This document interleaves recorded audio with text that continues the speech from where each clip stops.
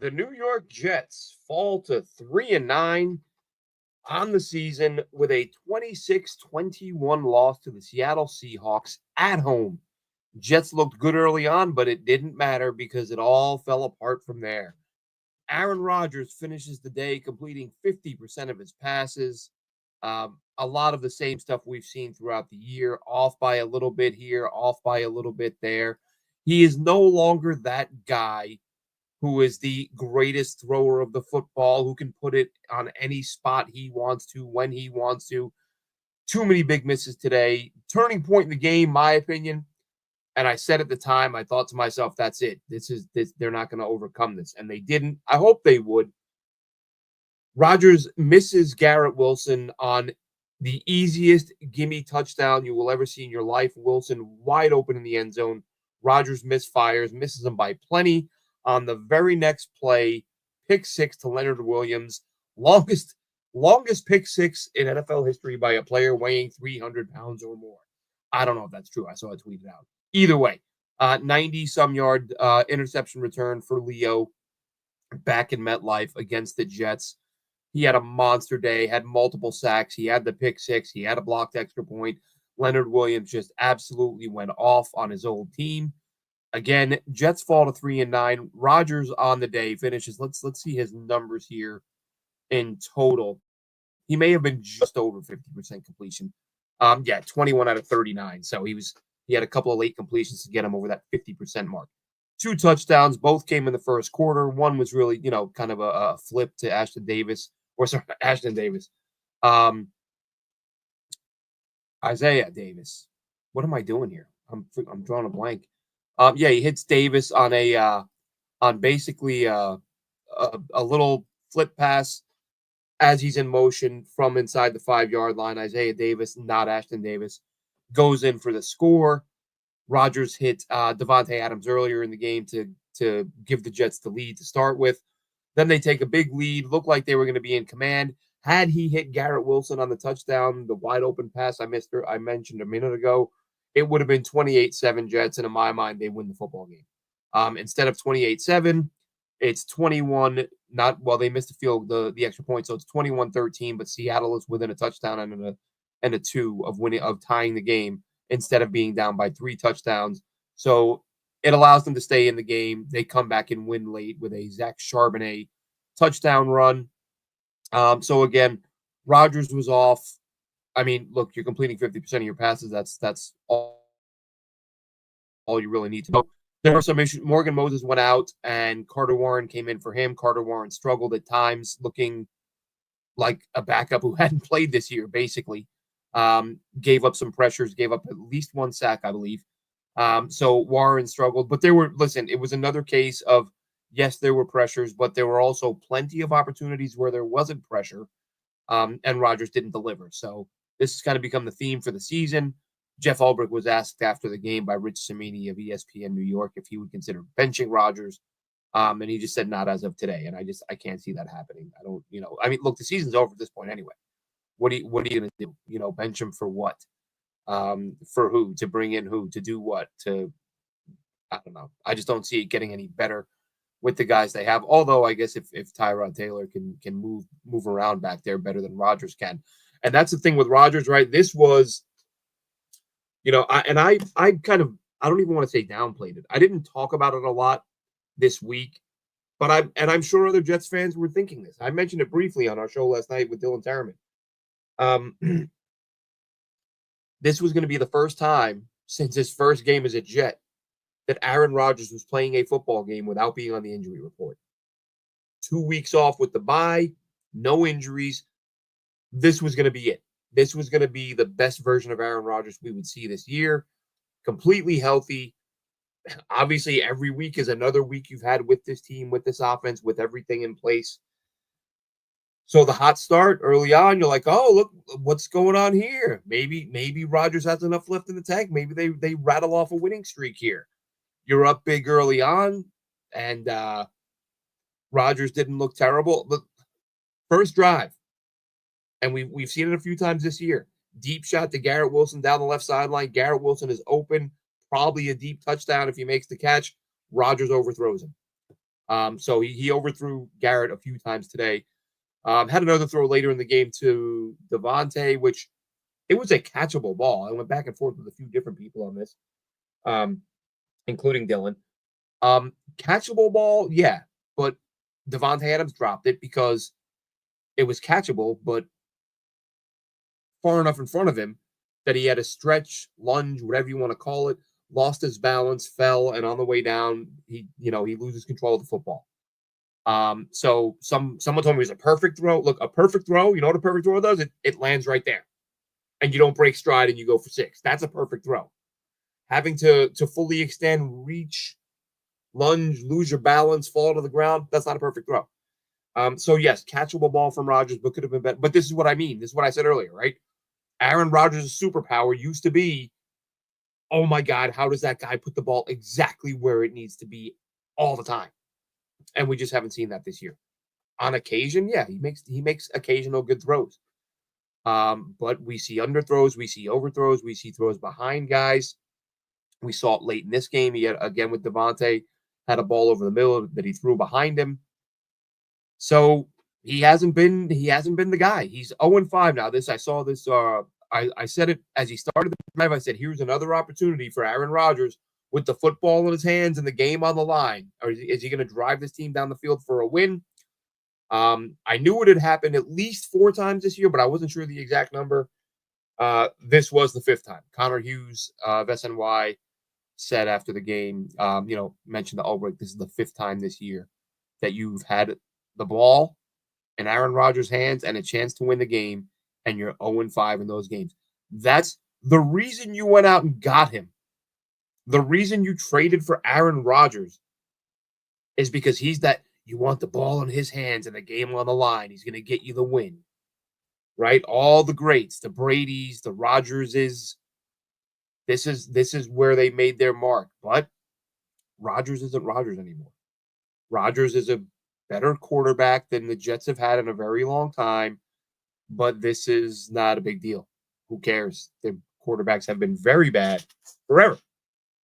I really thought Aaron Rodgers was going to eclipse Ryan Fitzpatrick this season for the team record for touchdown passes. I don't think that's going to happen. I really don't. So this is what it is, folks. 3-9. I'm sure. Look, some people are happy about this for the tank. It's good for the draft position. It almost would have been bad, and it still could happen, right? But well, that's not going to happen. But what if they had reeled off 5 straight meaningless wins, and then you're picking, 8, 9, 10, 11, 12 picks later than you would be if you keep showing up and doing this? We got some folks in the chat. Vanessa Conklin. I feel like you've been here before, Vanessa, because we were like, is that a Conklin relative? No surprise, New York Jets failed to show up for the second half. This diehard fan is so disappointed. Aren't we all, Vanessa? Absolutely. Again, for draft position, great, but you'd like to see them do something to kind of get their act together. Now, Angelo says the whole team sucks. Angelo, let's be fair here. Will McDonald, 2 sacks. Sauce gave up a catch, but probably had his best game of the year. Broke up a TD in the end zone. Had some good coverage. Was only targeted once, I believe, in the first half. Quincy Williams was all over the place. The defense I thought that was their best sequence of the year. They had a sequence deep in their own territory. Seattle's inside their 10. The Jets get the stop. Then they get a flag, which self-inflicted. I get it. But then Seattle gets the ball again from the 1. They go for it on 4th down. Jets get the stop. Boom, turn them away. So Seattle had 7 or 8 plays inside the 10 and didn't get in. That was a phenomenal sequence. That was a great job by the Jets. But late in the game, as I said, they give up the touchdown to Zach Charbonnet, the UCLA product. That kid would be a starter on so many teams. He's such a good player. But again, the downside, Rodgers was not good. Carter Warren in his first action of the year was not good. It caused, I said during the game that him and AVT were beaten on the same play. It's full speed. That's what it looked like. But once they panned around and you saw the end zone view, all it was Carter Warren got smoked so bad that the AVT's man then had a clear path to Rodgers and got the sack. It may have been Leo on that one. I forget. Leo had like I said, 2 or 3 sacks in this one. But yeah, Angelo, we're frustrated, but there's some good players here. And not and listen, I'm not saying it matters. They're gonna lose a bunch of games this year. They'll lose a bunch of games next year. They'll always find ways to lose games. They'll never be good. That's that's just what it is. Um, but there are some solid players here. Brian says the team is garbage. Yeah, in many ways they are. I mean, I still think the biggest issue is the coaching, but really does it matter? Whatever the reason, they suck. They've sucked for a very long time. They will suck for a very long time. That's just it, that's what's going on here. Gus, how we doing, buddy? Gus says he really hopes Rodgers retires with some dignity. He's only going to decline. Nice to see some of the younger guys getting playing time. That's all we have to look forward to. Well, Gus, it's going to depend on how bad Aaron Rodgers wants that. Well, the guaranteed portion of his contract is just that, guaranteed. But that cap it, we talked about this last night. I think it was a couple nights ago, whenever we did our show. Lose track of the days. His team is so bad. Aaron Rodgers, if he were to come back and play next year, the cap hit for the following year is $63 million in dead money. I have no interest in that. I don't know about you guys. I don't know how everybody else feels about $63 million in dead cap, but I am not a fan. 49, Gus, this year, that's if they get rid of him before June 1st of this year. It's 49. If you wait until if it's after June 1st, then it's 14 million this year, 35 next year. If he were to play 2025 and you then let him go, it's 63 million. We got out coached, lacked discipline big time. Well, that's been the story forever, hasn't it? When was the last time the Jets had discipline? Mangini? But this is just 11, 12 penalties, 10 in the second half, I believe. Absolutely ridiculous. Yeah, Gus, I wholly agree. Take the cap hit next year. Tell Rodgers, thank you for your service. Move on and take the $49 million hit next season and start with a clean slate the following year. You hold on to Rodgers this year, or if you hold on to Aaron Rodgers in 2025, he's going to be hurt. He's going to be bad. He's not going to get better as he gets older. Then next year is a wash, which next year is probably a wash. And next year is a wash anyway. But then the following year is when you get that $63 million cap hit, and you have to tell your new head coach, your incoming coach and GM, there's a good shot you're not really going to be able to start a rebuild until year 3. Start a rebuild. Because you're not rebuilding next year if you're going with a 42-year-old quarterback, and you're not rebuilding the year before that if one guy, counts for $63 million in dead money. There are other guys who will be released, traded, cut, whatever, who will also count for dead money. So if you're telling them next year you have a 42-year-old who can't play, and then the following year you're going to have 80, 90, 100 million in dead money, it's year 3 when you can start building. That ain't going to work. Jet Gang, I'm so tired of Rodgers, man. Need to get the hell off the team. All Jets fans wanted him, and I knew it was going to work. I don't know why I had any faith. Look, Jet Gang, I'm not going to pretend I wasn't happy they got Rodgers. I was, and I said that at the time. I said I wasn't happy with how they got him. I thought they overpaid because I thought he was an injury risk, and I thought you were risking declining play for an older player. But I was glad they got him. But, I mean, look, would Derek Carr have them in any better of a spot right now? I don't know. But I wanted Carr over Rodgers because you would have kept all your draft picks and avoided this upcoming $63 million dead cap hit. Or, well, they'll find a way to avoid that. Last play, you can't have Isaiah. Thank you, Carlos. Thank you. I said that on the replay. The live action, didn't realize who the blocker was, and I see that replay, and I'm like, why is Isaiah Davis in there as your lead blocker? Not lead blocker, but blocking that edge rush. That was terrible. Gus, would you trade any key pieces this offseason? I'm thinking Garrett in particular, who to me has never looked happy in New York. That's a point I've made a few times, Gus. Garrett Wilson to me, and I don't mean this in a bad way, the guy's just competitive and he doesn't like losing. He looks like the unhappiest human being in the locker room on an almost weekly basis during the post-game interviews. He really takes this stuff to heart. And it's 3 years of this now, and next year will probably be more of this. So I expect Garrett Wilson to say, please send me out of here. And the new GM, with an opportunity to get some premium picks, might oblige. So I mentioned this the other day. I think I could be wrong, but I think it was last year when I was, it would have been last December actually, when I was doing a show from my hotel room in Belgium, in Bruges. I mentioned the possibility of moving some of these guys on if things didn't work out. And yeah, Garrett's the one guy that I look at and have for over a year now. But again, because of his body language, his demeanor, he seems, and I can't blame him, he seems so unhappy here. Still busts his ass, still puts in the work, still 100% effort. But when you listen to him talk, he just, I can't imagine him wanting to come back for this. We're tired of hearing next year, says Brian. Just do something, damn it. Well, there's nothing they can do right now.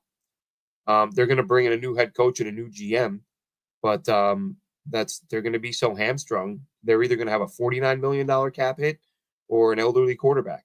And again, $49 million on one guy. You start counting in the dead money for the void years that they handed out, they're probably looking at over $100 million in dead cap next year. So yeah, that's not going to happen. Wild Wave. Well, listen, I'm being honest about Rodgers. You know, I wanted it to work out. I want him to work out. Like I said, holding out hope. Hey, maybe he's healthy this week, and this will be his breakout game. I don't think there's going to be a breakout game. I think he's done. Sean says the losing culture is ingrained deep in the franchise. That certainly feels like it, doesn't it? And it has for some while, or for some time. We were all so pumped when Rodgers got here. We had so much faith in him. Just didn't work out the way we'd hoped, says Scott.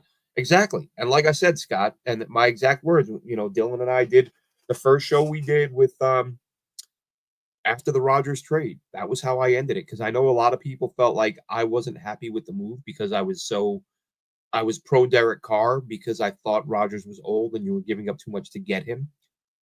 But I made it clear, like, I am happy he's here. I just don't like how they ended up getting him here. And now not good. Did not work out.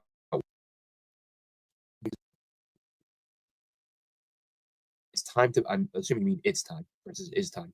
It's time to bench Rodgers, lose out drafted QB. Here's the problem with that, Jets gang. There's only one quarterback in this class that the Jets have a chance to draft. And by that, I mean Cam Ward. And they're not going to be picking one. There will be a couple of teams ahead of them. Like if the Giants are ahead of them, you think the Giants are going to trade a pick to the Jets? They need a quarterback. Now, they might take Shador. That could work out. But we'll see about that. Carlos says they're cursed. I say all the time, man, curses are not real, but sometimes I wonder with this team, like maybe they are. Rich says blow it up this year, trade everyone you can, and start the rebuild earlier. Again, though, Rich, it's tough to start a rebuild with $100 million in dead cap. I mean, I guess that technically that could be the best time, right? Because don't bring anybody else in, don't sign anybody, go with a bunch of UDFAs and no names.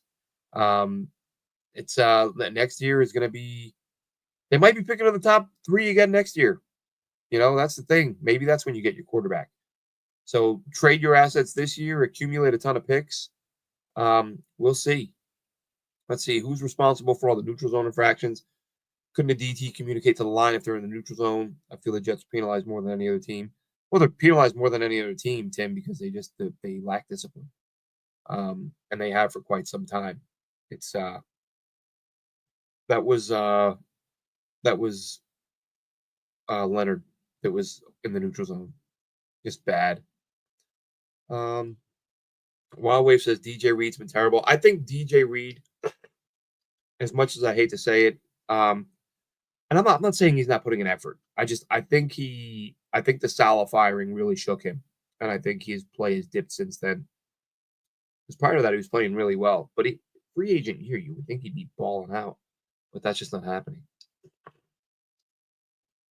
Let's see. Scott says, you know, he's young, but I wonder if Travis will see the field as a Jet. Listen, it'll depend on what the new regime thinks of him. He's not a first or second round pick. If the new regime might come in and say, we don't think this guy's any good. I like him. I'd like to see him get some action. Brian says, Steve Cohen, help us. Yeah, somebody, right? I don't think. Glenn, did you see DJ's tweet? I did not, Dano, because as soon as the game ends, I hop on here, I create the show, watch a couple minutes of the presser, and go from there. So I'm gonna hop over to Twitter right now and see what we're talking about here. DJ Reed. It's not coming up, Dano. Tell me what it was, or screenshot it or something, or I guess I can search DJs. I was hoping if it was juicy enough that someone would have had it on the top of my feed, which they did not. Oh, okay. Okay. I did see it. I see DJ Reed is not happy with NFL officiating. Expect a fine for that. But yeah, so DJ Reed just says NFL officiating, you effing suck. Y'all should be ashamed of yourselves. So yeah, so DJ Reed and again 10 penalties, man. That's a lot of flags. That's a lot of flags. Ed the Red says finally the season's over, pain's over. Yeah, yep. Poor showing again after a bye week. Rodgers is done. Get rid of him. Yeah, well, I mean they will. Sean says, does Martinez get a shot now? I don't think he does, but if you're gonna make a change, go to him. But Tyrod Taylor, listen, and I talked about this yesterday. I don't want to hear that I'm a hater. I wanted Tyrod years ago. When this team had a defense and I thought they could win some games with him. But now at his age, the injury prone, the fact he's not going to be around for long, just if you're going to bench him, go with Martinez, go with a kid. Let's see. Oh yeah, Ed the Red. Great news, folks. I meant to pass this on. Thanks for reminding me, Ed the Red. Don't worry, Jeff Ulbricht's going to watch the film, so that's gonna. And I look, I make jokes, but what else is the coach going to say? You just got beat. You just blew a big lead at home again. Your big time quarterback came up short again. What else are you going to say? You're not going to go up there and go, well, we stink. So you got to say, but we're tired of hearing it because Jets coaches have been watching the film for 15 years now, and nobody's figured it out. Can they just get a young, big, strong QB? No, they can't, Carlos. We should know that by now. They cannot. No, they cannot get a good QB. It doesn't matter the age, the size, the height, the weight, the school, nothing. No factor matters. What matters is that the Jets add them to the roster and they immediately are garbage. Let's see. What are your thoughts on Hunter for us? A lot of people like that Mason kid too. Yeah, for round one, I'm going. Give me the DT. Give me Mason Graham out of Michigan. What's his name? Hunter won't be there. I don't think he'll be there.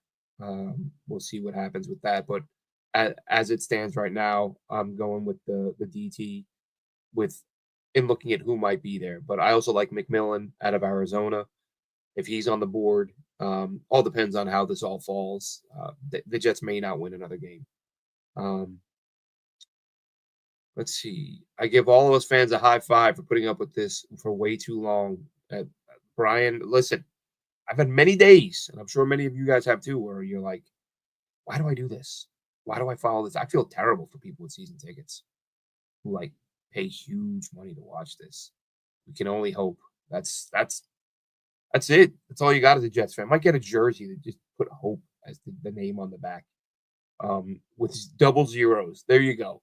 Ultimate Jets custom jersey. Hope 0-0.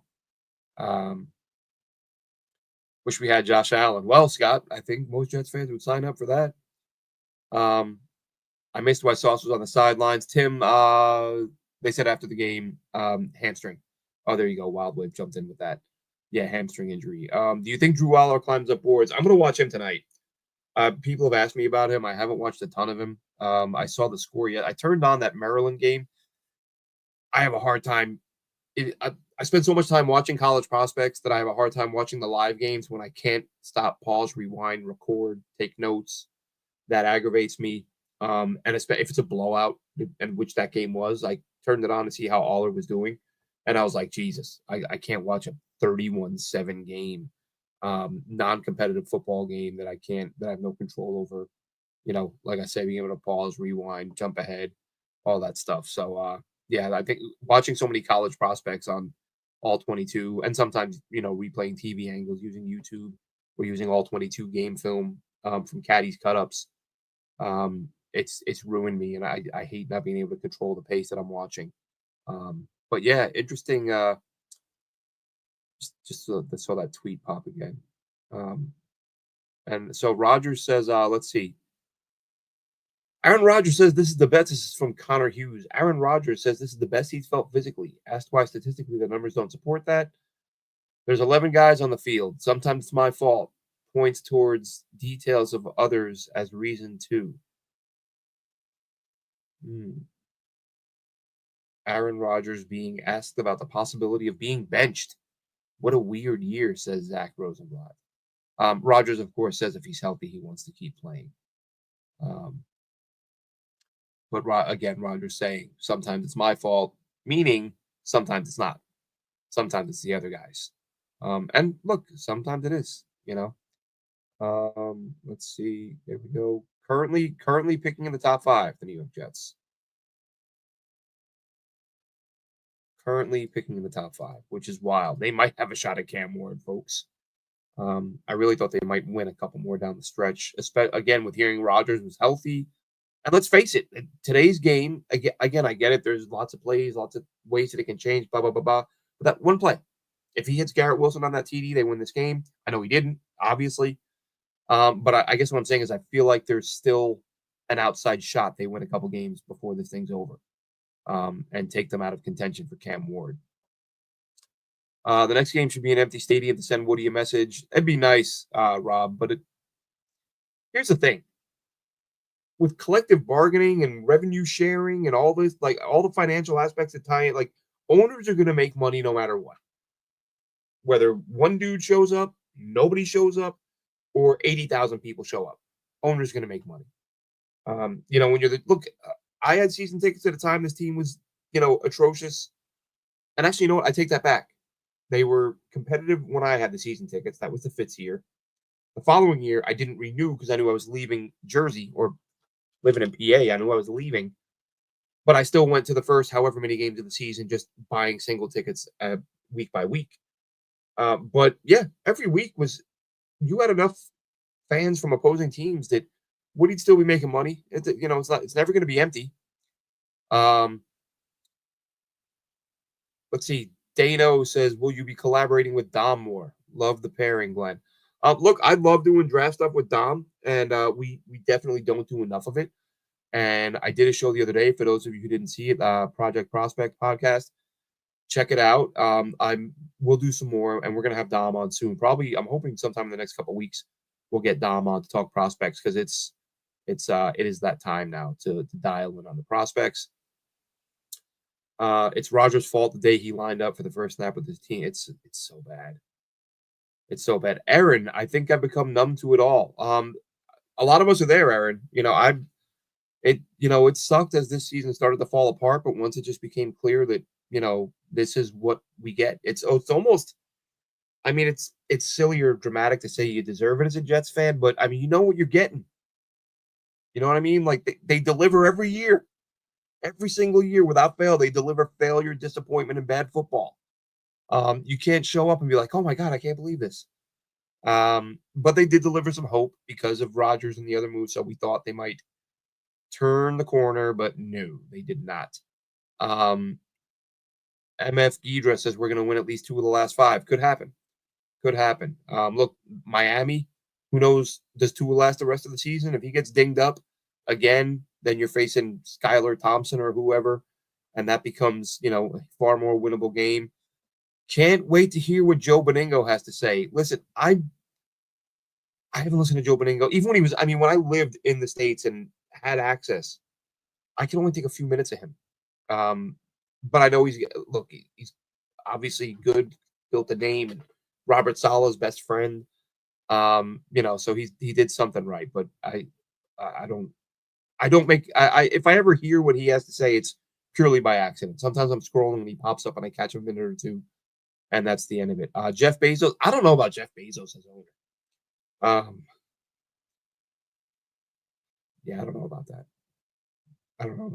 I can't criticize, like, I use Amazon. Everyone uses Amazon. I use Amazon, but at the same time, I read the stories about what happens to his workers, and I'm like, that is not a good human. Like, that is, and that's putting it mildly. But I don't want to get into Jeff Bezos. poor labor practices. Until Woody sells, the team is going nowhere. You're probably right, Gus. But here's my prediction.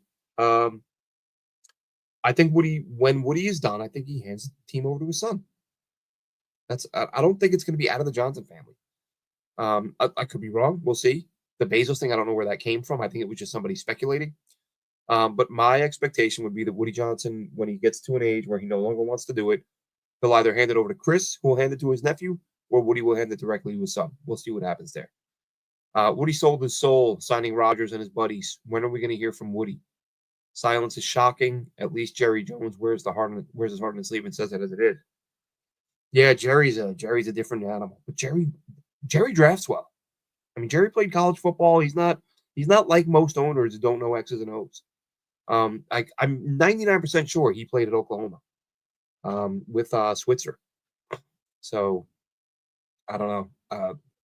Jerry's infuriating too. He's kind of crazy. To do it all over again, I'm sure we would have wanted to trade for Rodgers. I mean, knowing what we know, I wouldn't. I didn't. Like I said, I get that Derek Carr is far from perfect. He's got plenty of warts, but he's a guy who would have given you 5-6 years of competent QB play to build around and hope to win something. I said at the time with Rodgers, you're getting 1, maybe 2, 3 as a pipe dream, and it looks like we'll have gotten 1, bad one. So yeah. Let's see. Bezos is a Democrat. Woody's not selling to him. They're all. That's it. There's money is just money, Gus. But again, I don't know that. I think it's the status for some owners, and I get it. I'm not knocking it. It's the status of owning an NFL football team. There's only 32 of them. There's all the things in the world that billionaires can buy. There are only so many things that only a few billionaires can have that come with the status that an NFL team does. That's why I don't think Woody ever sells. Let's see. Excuse me. Dave says, wow, the Jets are such losers. They are. I mean, you can't, I'm not going to, I don't know how you sugarcoat it. They're a losing organization. Have been for a very long time, for most of my time as a fan. Close to the red zone. A-Rod throws a pick six. Could have been up 28-7 at that point. Yeah, infrared. I don't know if you just tuned in. To me, that was the turning point. That was the biggest sequence of the game. And I get Ulbrich was asked about it, and Ulbrich says you gotta overcome that. I understand that, but they didn't, and that was a huge moment. So, that's you gotta own it if you're the Jets. I want to actually really quick here, taking a look. Let's take a look. So a little quick cruise through the box score. But first, before we get into the quarterbacks, all that stuff, Kene Nwangwu, let's give Dylan Terraman some credit here. Dylan Terraman and I did a 53-man roster review the other night, and we went over names of guys we'd like to keep. And then at the end, we said I just said to Dylan, any practice squad guys you want around. And Nwangwu was one of 2 or 3 guys Dylan mentioned. He was like, I want that dude to get a shot. Meaning next year. We didn't know he was going to be added to the roster and then possibly win himself Special Teams Player of the Week this year. So shout out to D. Terraman. Give him a follow on Twitter. Give me a follow on Twitter at JNRadio_Glenn, as well as Chris Schubert at Chris Schubert, CHRIS SCHUBERT. Give us all follows. We do the Thursday night Jet Nation Live. We do recaps, and we sometimes we hop on when there's just something to talk about. But yeah, at JNRadio_Glenn on Twitter. Give me a follow. And be sure you're logging in, joining the forums at Jet Nation, most active Jets message board on the web.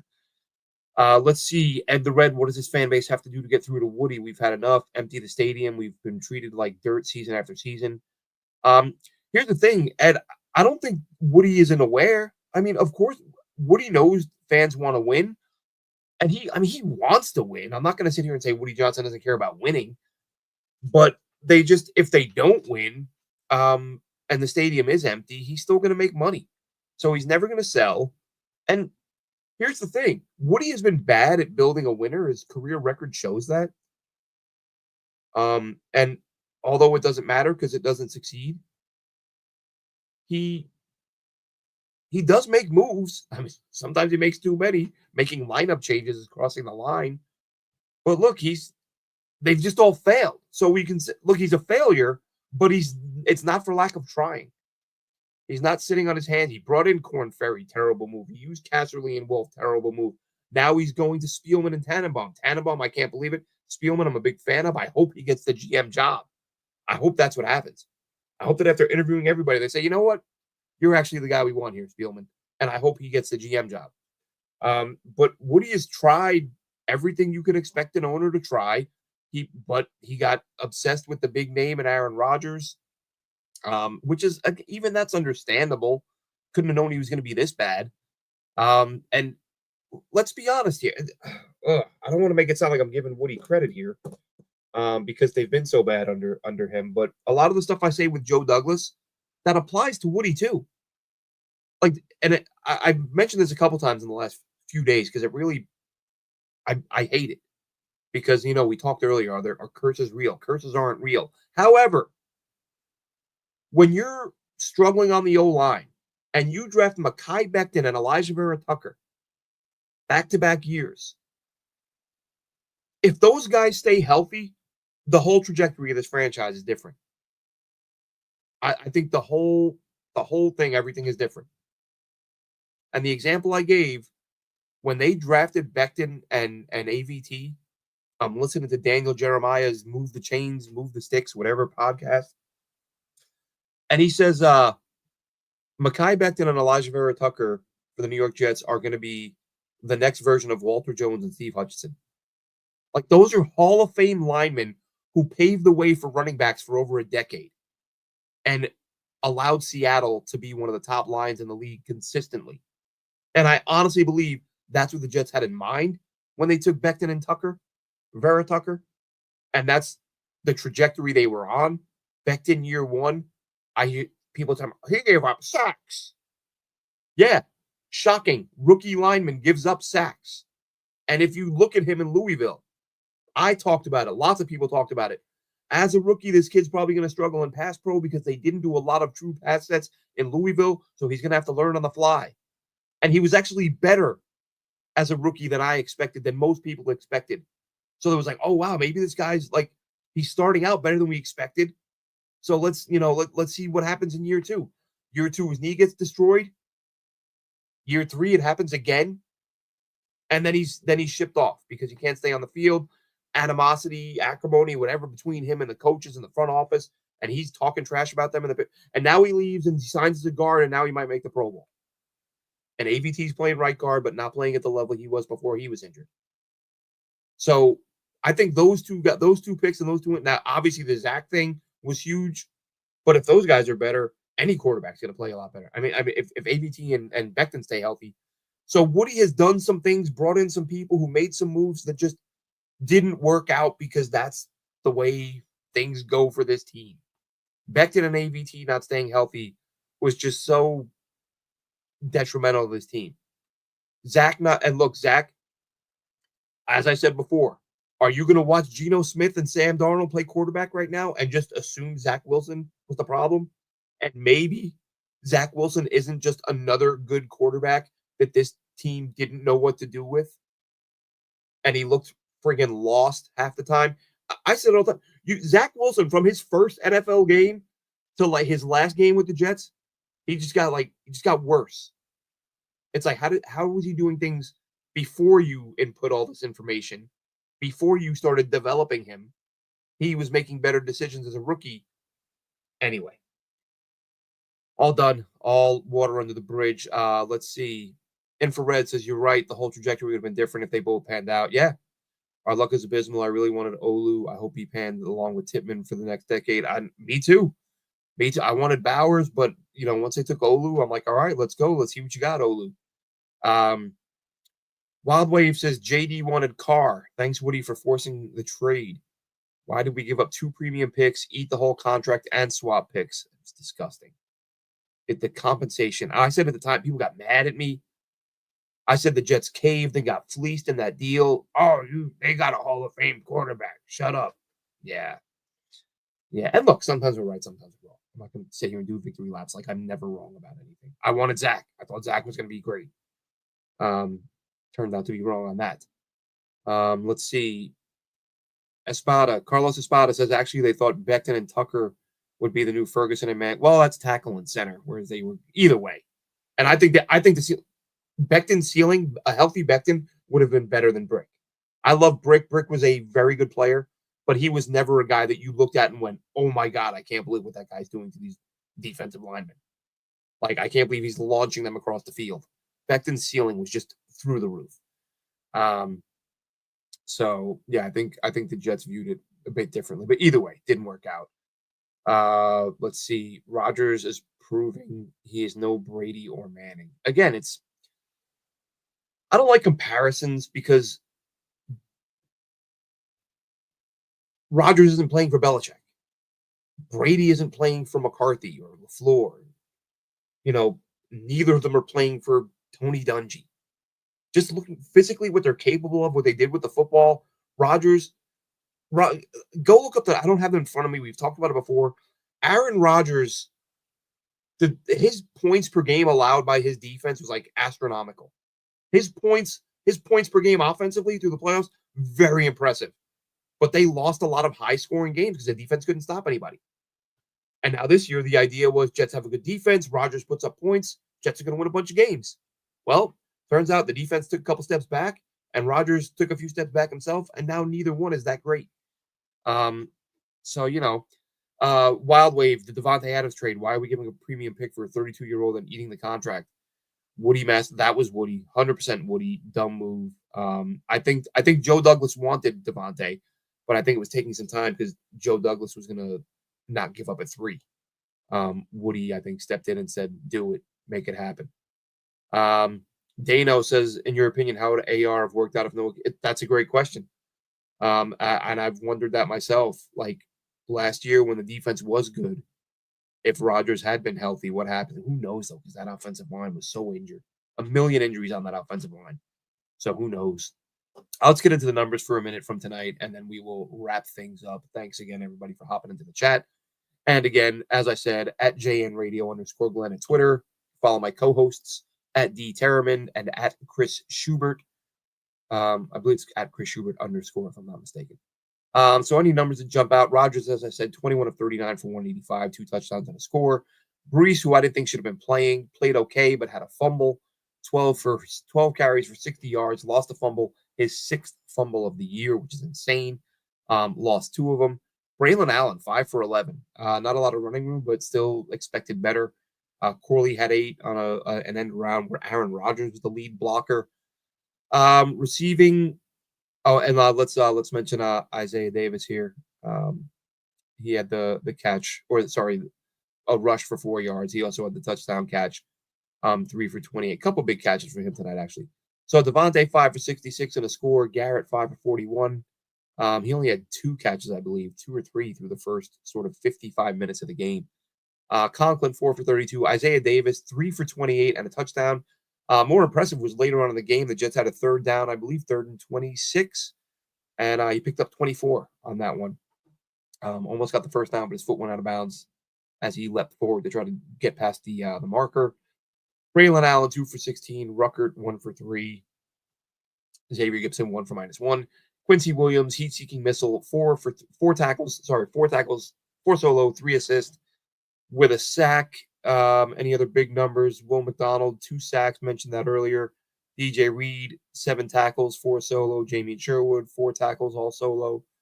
Like I said, Sauce, I thought played a good game. Have to, look at the film and see where he how many targets he finished with, how many yards he gave up. There were some decent individual performances. Again, 26-21, they had a lead in this game. Again, they didn't score in the second half, and Seattle scored 10 points in the 4th quarter. So that kind of tells you all you know. All you need to know. Jets fell apart, committed 10 penalties. Rodgers had the ball on the final drive, and it seemed there was miscommunication with him and Aaron, with him and Garrett Wilson. But again, shouldn't have had Isaiah Davis in there in pass pro. Davis gets smoked. Rodgers gets pressured. And as the broadcast said, it looked like Wilson was running a post and Garrett was running a post, and Rodgers was throwing a go, or vice versa. I forget exactly what they said. And let's see.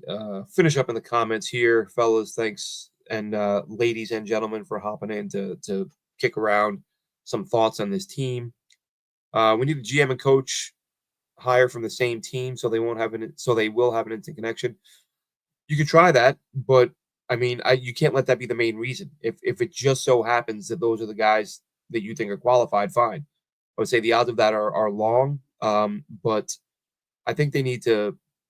Well, I don't think they need to finally get it right after all these damn years. Carlos, is great show, much appreciated. Thanks so much. Some really good comments recently about people enjoying the show. We do appreciate that. Spread the word. Tell your friends. Tell some Jet fans friends. Tell them to tune in. James Dolan help. I don't know about that. James Dolan is the reason the Jets don't have their own stadium. Outscored 25-7 after the first quarter. Absolutely disgusting. Dano, good call on that. How a QB that looks like he has rhythm in the first half and completely shuts down, putting up a goose egg in the second half.